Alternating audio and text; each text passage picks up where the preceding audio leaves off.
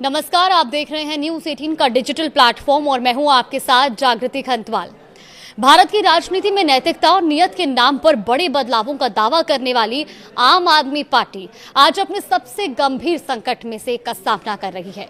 करीब 14 साल पहले भ्रष्टाचार विरोधी आंदोलन से जन्मी ये पार्टी, जो पारदर्शिता और जवाबदेही की मिसाल बनने का दावा कर रही है, अब खुद अंदरूनी टूट और सवालों के घेरे में खड़ी है।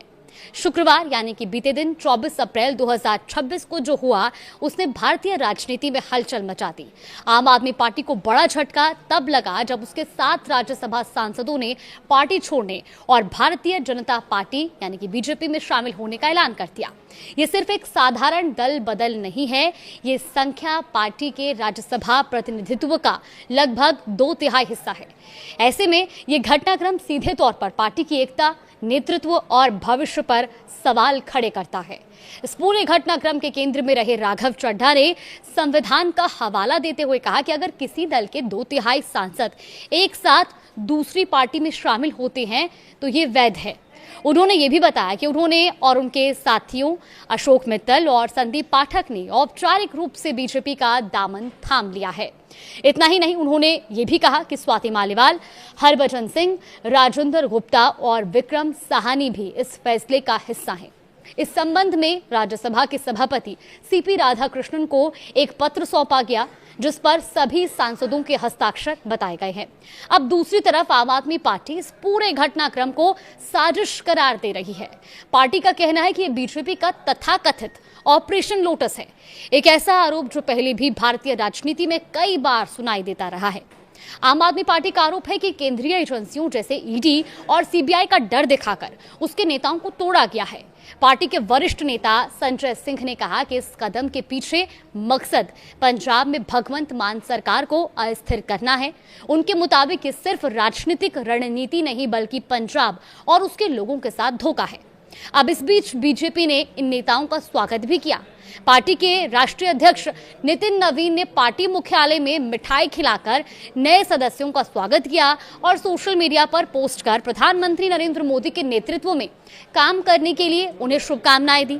ये तस्वीर एक तरफ जहां बीजेपी के विस्तार को दिखाती है, वहीं दूसरी ओर आम आदमी पार्टी की कमजोरी को उजागर करती है। हालांकि मामला यही खत्म नहीं होता। आम आदमी पार्टी ने इस कदम को नियमों के खिलाफ बताते हुए कार्रवाई की तैयारी शुरू कर दी है। आम आदमी पार्टी के राज्यसभा व्हिप एनटी गुप्ता ने कहा कि राघव चड्ढा, संदीप पाठक और अशोक मित्तल के खिलाफ शिकायत दर्ज कराई जाएगी, क्योंकि ये तीनों नेता आधिकारिक रूप से बीजेपी में शामिल हो चुके हैं। वहीं बाकी 4 सांसदों की स्थिति अभी सार्वजनिक रूप से स्पष्ट नहीं है, जिस पर भी पार्टी सवाल उठा रही है। संजय सिंह ने यह साफ कहा कि वो इन तीनों सांसदों को राज्यसभा से अयोग्य घोषित करने की मांग करेंगे। उनका तर्क है कि दूसरी पार्टी में शामिल होना संविधान की 10वीं अनुसूची के तहत स्वेच्छा से अपनी पार्टी की सदस्यता त्यागने के बराबर है। इस राजनीतिक भूचाल के बीच स्वाति मालीवाल का भी बयान सामने आया। उन्होंने सोशल मीडिया पर लिखा कि वो भी पार्टी छोड़ रही हैं और जल्द ही विस्तार से अपनी बात रखेंगी। उन्होंने अपने लंबे सार्वजनिक जीवन का जिक्र करते हुए बताया कि कैसे उन्होंने 2006 में नौकरी छोड़कर देश सेवा का रास्ता चुना। आरटीआई आंदोलन से लेकर अन्ना आंदोलन और फिर आम आदमी पार्टी के गठन तक हर चरण में योगदान दिया। उनका ये बयान इस पूरे घटनाक्रम को और भावनात्मक और गंभीर बना देता है। अब यहाँ एक अहम सवाल उठता है, क्या ये दल बदल कानून के तहत वैध है?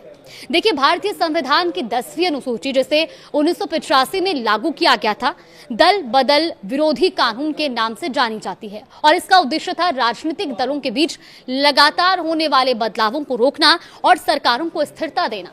सामान्य तौर पर अगर कोई सांसद या विधायक अपनी पार्टी छोड़ता है या व्हिप के खिलाफ वोट करता है तो उसकी सदस्यता खत्म हो सकती है। लेकिन इस कानून में एक महत्वपूर्ण अपवाद भी है।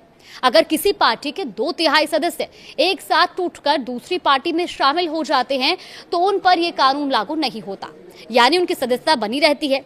और यही वो कानूनी बिंदु है जिसका पूरा अब विवाद जिस पर टिका हुआ है। एक तरफ राघव चड्ढा और उनके साथी इसे संवैधानिक रूप से सही बता रहे हैं, वहीं दूसरी ओर आम आदमी पार्टी से नैतिक और राजनीतिक तौर पर गलत ठहरा रही है। तो सवाल सिर्फ कानून का नहीं है, अब सवाल है राजनीति की नैतिकता का, जनादेश के सम्मान का और उस भरोसे का जो जनता अपने प्रतिनिधियों पर करती है। आने वाले दिनों में ये मामला सिर्फ संसद तक सीमित नहीं रहेगा, बल्कि अदालतों, राजनीतिक मंचों और जनता के बीच भी चर्चा का केंद्र बनेगा। अभी देखना अहम होगा कि क्या ये दल बदल भारतीय राजनीति में एक नया अध्याय लिखेगा या फिर लोकतांत्रिक मूल्यों पर एक और बहस को जन्म देगा।